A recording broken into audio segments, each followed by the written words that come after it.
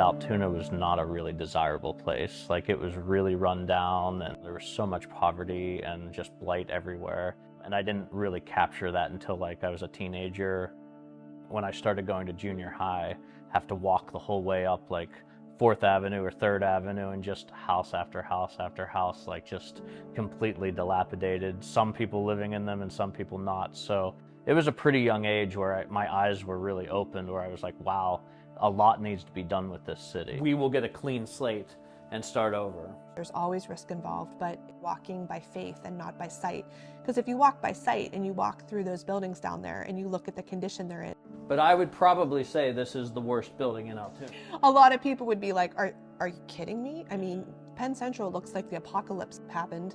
Without faith, most people would have kind of packed it up and said, I'm out. Really, when I see pictures from like the 1940s of downtown Altoona, I was like, that is what it should be. It's funny to hear him say when he was younger how he didn't think Altoona was all that great, but if you talk to him now, it is the place to be and to raise your family and to own a business.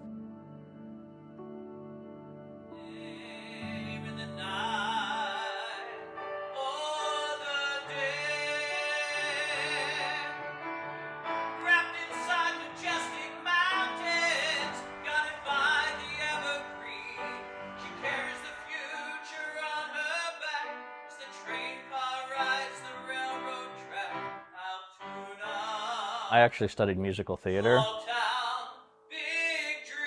I loved performing throughout high school, and then it really felt like that was going to be a career until I got started and realized how competitive that market was, and I was very humbled. So I always say I'm Altoona good, but I'm not necessarily New York good. I fell in love with this place very, very quickly, and every day after school I was here, hours and hours and hours, and that is kind of the beginning of my story. And anyone that knows me and what I've been doing in the city kind of knows that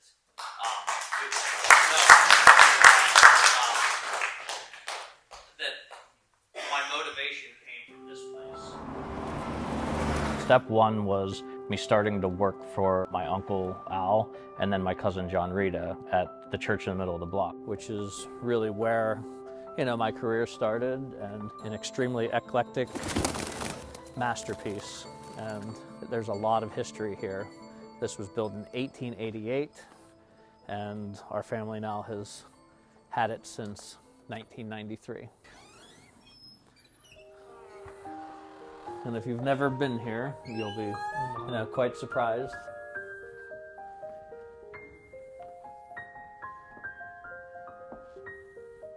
So we're doing a documentary. Okay. So you are on film. You're in it. I'm in it. John's 70, 71, so every day he's in there working. It was abandoned and sat empty for 20 plus years. This was purchased from the city in 1993 for $1. Had no ceiling and no roof. This was completely open to the elements, and there were about 300 pigeons living in here. So this entire quadrant has been completely reproduced with plaster. So the original ceiling is tin. However, being built in 1888, you can't just go to the store and buy some more matching tin. So we actually created a mold off of the back of it, and that was some of the first plaster restoration I had done. When I was pointing up and said you could see the sky, that literally is where we were pointing to the whole way through. So roof gone and ceiling gone, all the plaster gone. Over the past 30 years, my cousin and group of different partners through the years have probably invested about $1 million in this building. Yeah, so a lot of what you're looking at, we started in the early 90s.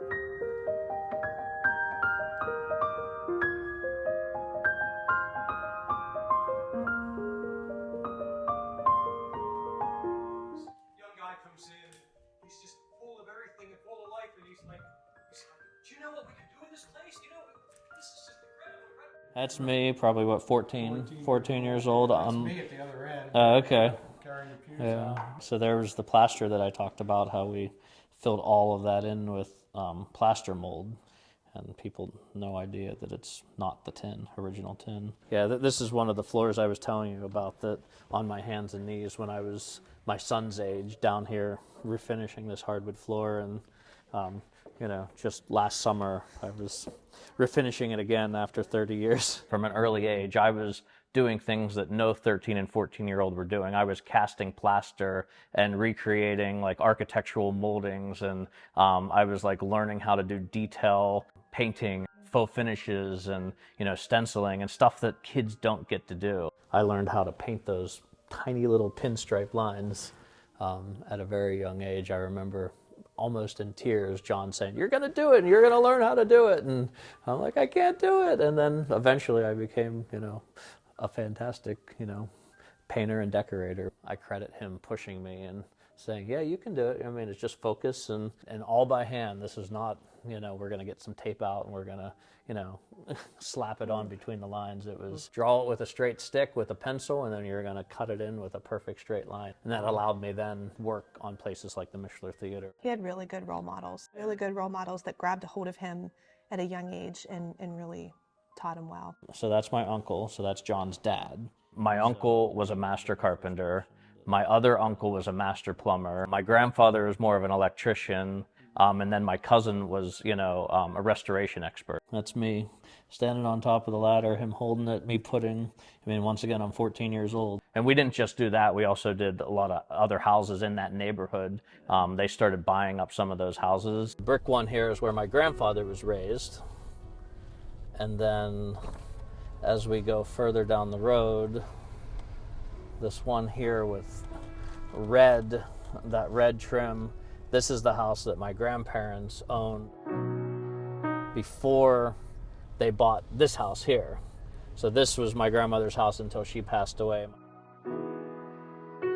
And then this was the house that I lived in with my mom and my family here. It still feels like my neighborhood. I learned a lot. I learned my work ethic, but I also learned my trade. I've been building on that for 30 years now. When college time hit, I was like, I'm out of here. So that was a big thing for me, because I'm like, I want to live in a place that's like booming and nice, and the economy's thriving and you can walk down roads and feel safe. And that was like, I felt like I should not be here for a little bit.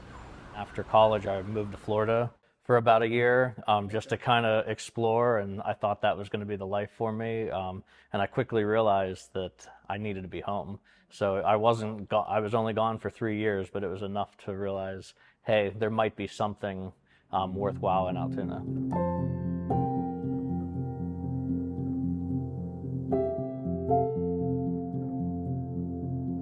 I was a contractor, which isn't a small feat, and we were doing massive, government contracts, hundreds of jobs every year. So we were not like a small business. I had over 20 employees. But that being said, we were focused on one thing. Everything that I worked towards and all of my skills that I learned the first 20 years of kind of doing this, everything's been amplified when Jen came into the picture. We met online, actually. Yeah.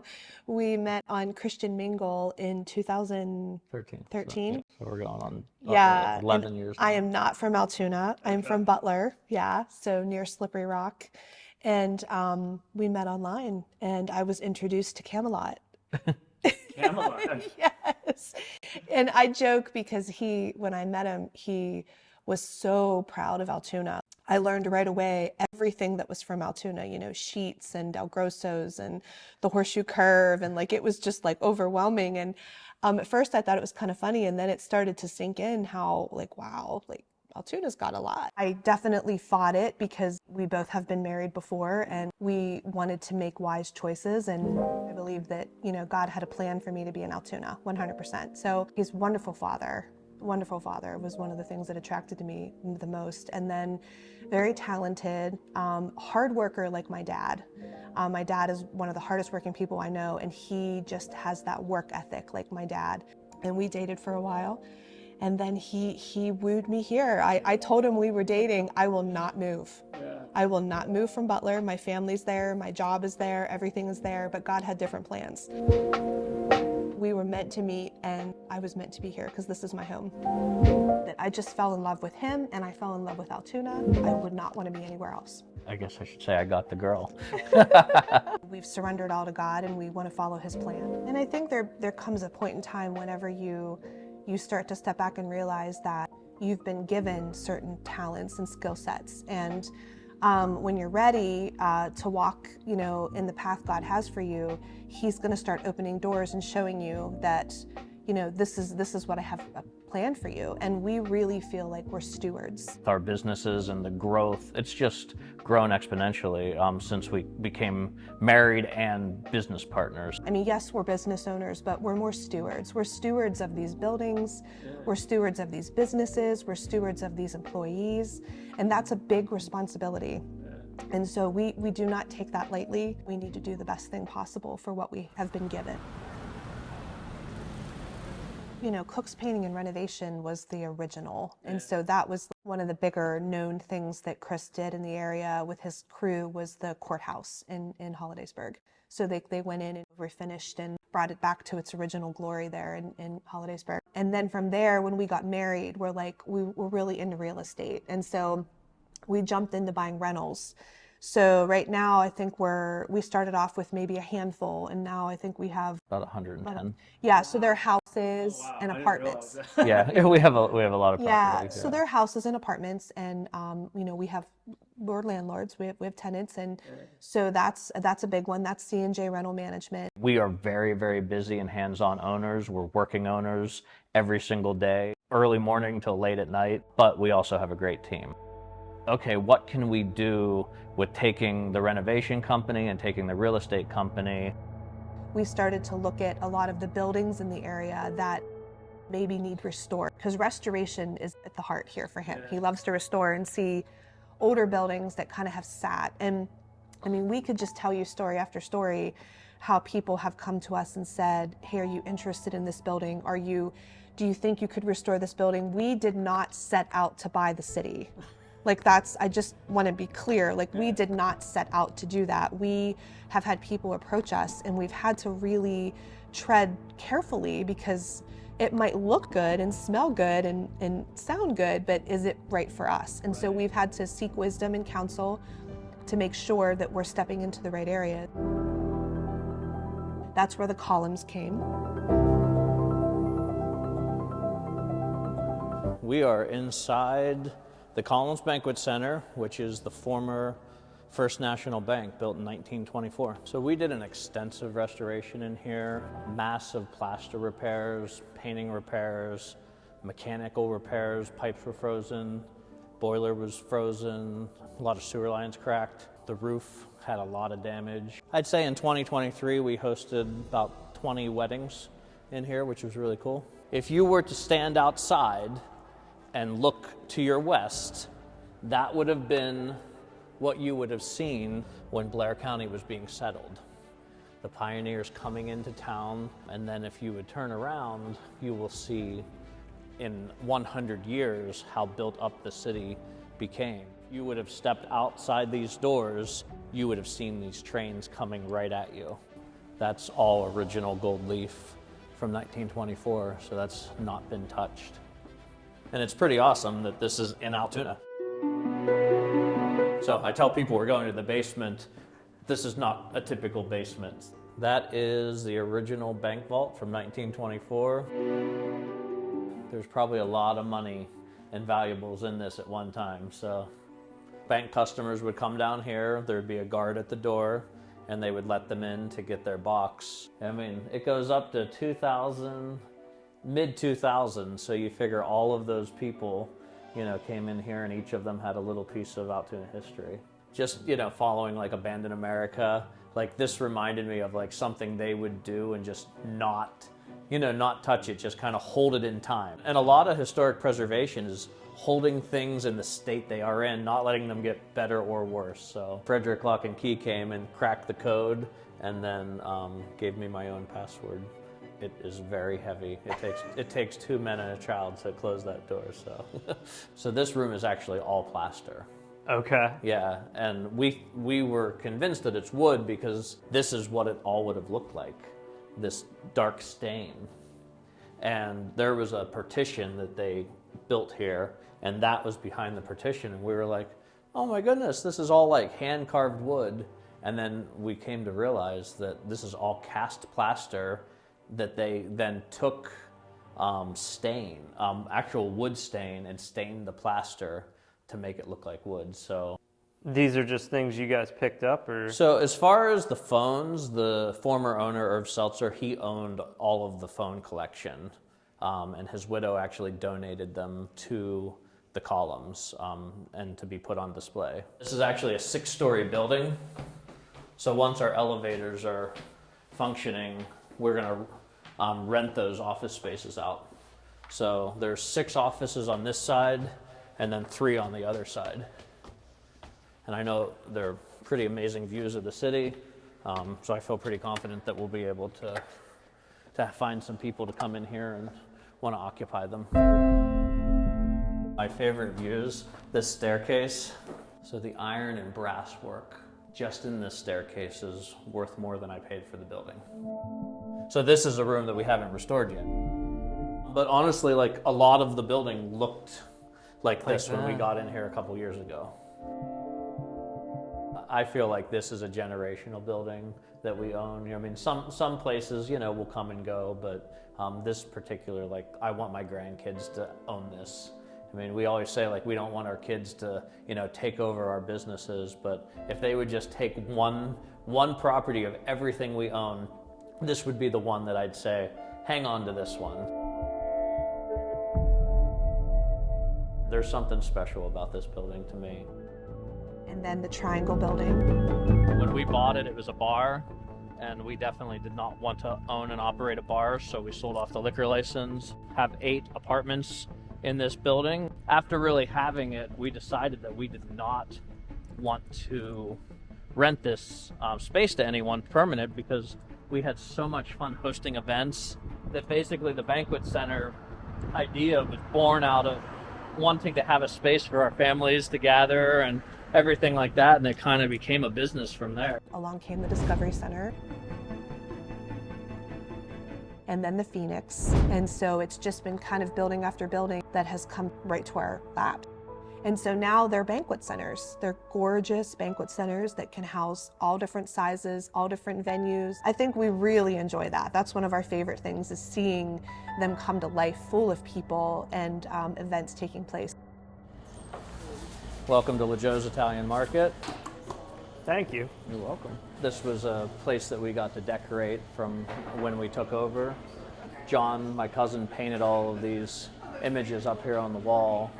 These are all different scenes from Italy. But I started making hot food for the place because I thought, you know what, an Italian market needs to have, hot dishes. So that's when I started making all of my soups and all of my different recipes, and people really then started coming down here for lunches, and that was the inspiration, like I said, to get the catering business started. How much water was in the basement of McCrory's? Yeah, so if we want to talk about McCrory's, so I first looked at that probably 2.5 years ago. Yeah. And there was a boat in the basement that you would be able to kind of get on and row your way around, because it was about up to your neck.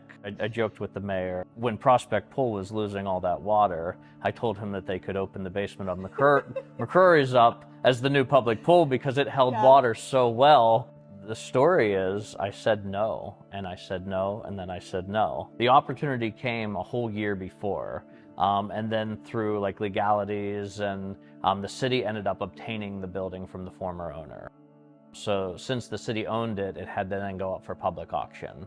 We decided that we were going to bid on it, and I went through all of the paperwork and the tedious, I think it was a 70-page proposal that they wanted put together, and I ended up typing 10, 11, 12 pages worth of information, doing design work and everything, and then the night before it was due, I just said, you know what, I'm not going to turn it in. I just decided to leave it on my desk. And we went to Pastor Jim and said, I'm just not feeling, that this is what we should do. And he was like, well, why not? So we went that night, prayed over the building, and said, if this is meant to be, we should do it. And then the next morning, I went to City Hall, handed them my packet, and I was the only one that submitted anything that had any interest at all. First floor space is going to be the new Center City Market. There's going to be 4 restaurant spaces. There's going to be a small grocery store. There's going to be a winery and a juice and smoothie bar. Literally, you walk out the front doors and one of Penn State's campuses is across the street. So all the vendors that are going to be in here are going to all take Lion Cash, which is pretty awesome. The kids can basically have this market as their meal plan. This first floor is going to be very industrial looking. We're going to keep some exposed brick. We're going to have big industrial lights hanging from the ceilings. And the ceiling is just like, it's almost 20 feet tall, which will be really cool for the dynamics of having this food court space. Yeah, the first thing we did last year was get the electric turned on, get some temporary lighting in here, temporary power, and then replace the entire roof. You can see how bad the roof was, that it not only went through the roof and the second floor, it also went the whole way down through here. We are going to be cutting in windows the whole length of the sides here. That way there's a lot of natural light for each unit. So each floor will have 4 apartments. There'll be 1 3-bedroom and 3 2-bedroom apartments on each level. Not a ton of housing right now, so we do realize that this is going to fill a need. A lot of people that have signed these leases moving from the Philadelphia area, the New York area, and they want to live in a city. We put 20 big skylights in here. That way we could really, bring as much natural light in. So, as you can imagine, this rented very quickly. So, everybody wants to be up top. They get the skylights. They get an even better view because up here at this level, you can see the whole way across the city. It's going to be a spectacular place, and I really feel that this is going to bring downtown back to life. There are amazing things happening down there, but this almost seems like the hub. That's why we decided to call it Center City Market, because 1, geographically, it is the center of the city. 2, there is a tie-in to our church as well, but ultimately we want people to understand this is where to come. If you want any variety of different food or any type of drinks or whatever you want, you come to the center of the city to get it. And then everything will kind of branch off of that. And I feel like each business will do even better because that's been the missing piece. So Jen said she went out to the mall last week and there was 1 food place open in the entire mall. We're going to have 7 right down in that market. And then all of the other ones, it'll complement J.J. Hadley's and the Clay Cup and Levity's. So it will complement each one of those. And they keep saying the more you have, the more people will come, because it will now become a destination. Kind of almost goes back to all the way back to when we first started to attend Center City Church. They were in Pleasant Valley and then they moved over to that building, and it was kind of like the spark that ignited downtown. When they moved into that building and the restoration started, because it was raining inside that building. It was huge restoration, and we had a small part in restoring that. There was a lot of people that worked on that building, but that was kind of the spark that ignited the downtown revival, because we really feel like it's a revival that's occurring downtown. It's gonna happen. We see it. We see a lot of amazing people that they're brave and they're stepping out and they're saying we're going to do it, and it's not easy. It's not easy, but they're doing it and they're saying we're gonna make it happen. There's risk involved. There's always risk involved, but it's like I said before, walking by faith and not by sight. Because if you walk by sight and you walk through those buildings down there and you look at the condition they're in, a lot of people would be like, "Are you kidding me?" Penn Central looks like the apocalypse happened. So this is Penn. This is Penn Central.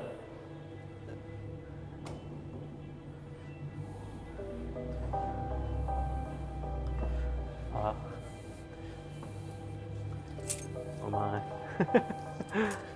Yeah, I could. We need flashlights. Yeah. Sorry. You don't need to apologize to me. Wow. Okay, this is sort of creepy, but Yeah, a little bit.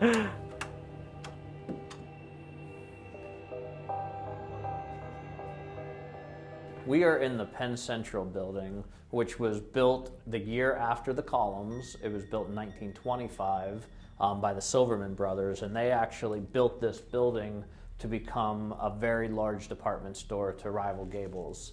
But unfortunately, they were not able to get it occupied. So about a year and a half, 2 years later, they sold it to Penn Central, which was the name of the electric company, which is now known as Penn Elec. So people don't understand that Penn Central, that's what that is. So if you actually go outside and look at all the manhole covers, they all say it has Penn Central stamped on them. The guy that had bought this building approached me and said, "Hey, you interested?" And the answer was, "No, I'm not interested." I'm like, this is like the worst thing I've ever seen in my life, and more money than I can even imagine spending. But I mean, we prayed about it, and the more we thought about it, we thought, you know what? It is attached to our building, and we should probably, take it over. So we've had this now for about a year and a half. We've already spent about $300,000, believe it or not, as bad as it looks. But the entire roof had to be replaced. So all of this, plaster damage and everything you're seeing is because the roof leaked forever. But we were able to get a bank loan and basically put a $250,000 roof on this place. And now it's preserved. So even though it's sitting here kind of in this state, we know it's not going to get worse.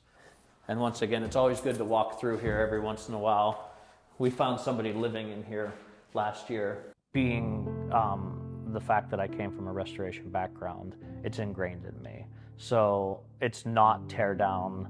It's, build on what was there and then restore and put back. I always say I'll never live in like a ranch house because like there is nothing exciting and architecturally stimulating. It's an honor to be a part of it. It really is. Our kids are watching what we're doing and they're a part of it. We don't really feel like owners. We'll kind of carefully walk through here. We are stewards that we're meant to take care of the buildings downtown. These lights come on, ironically, but you can kind of get perspective. 15-foot high ceilings. So in our apartments, we are going full height. Even the older housing stock can look nice. Even the bad neighborhoods can be nice again. My life goal would be to make Altoona a completely desirable place. And I know that, we are just a very small piece of that. And I think a lot of people will say, oh, well, maybe we could be the catalyst. I'm fine being the catalyst and then kind of sitting back and seeing what others do. There are a lot of talented people out there that might just need like that little kick or that little boost and say, hey, maybe I'll do that. The great thing about this building is it's solid concrete. It's so weird. It just kind of strikes us so strange when people say, oh, your name was brought up. The cooks were like, what? We're just kind of like, we're just trying to figure it out. But I would probably say this is the worst building in Altoona. And you can kind of see why it's going to cost so much and be such a monumental project too, because when we were talking earlier in the interview, we talked about my memory of Altoona and how bad it was. I'm referring to this building. I remember coming down to parades when I was a kid thinking, oh my goodness, like this is absolutely horrible. Like, why doesn't somebody do something about this? And I'm saying this, almost 40 years ago. Why doesn't somebody do something with these buildings? They're just sitting here. Our ultimate counsel is the Lord, and He has sustained us. He has provided. He has carried us through some really difficult times. And so I wouldn't even want to talk about anything we do without honoring Him because He has made it possible. This will be somebody's living room someday. Which will be absolutely gorgeous. They'll have their own balcony and lookout, so there's just so many amazing opportunities. But a lot of people would look at this and say, oh, get rid of it, tear it down. But that is definitely not in my nature. Our goal is that complete rebirth of the entire city, not through our hands, but through multiple different people and entities and businesses. I want to feel pride every single block I go down. It's happening. It's happening right now, and it's different areas. It's the churches, it's the city, the business community, and they're all working together and they're talking to one another. When you drive down there and you see almost every parking spot taken. It's just fantastic to see that. It's almost like this breath just blew over the downtown and it's just coming to life.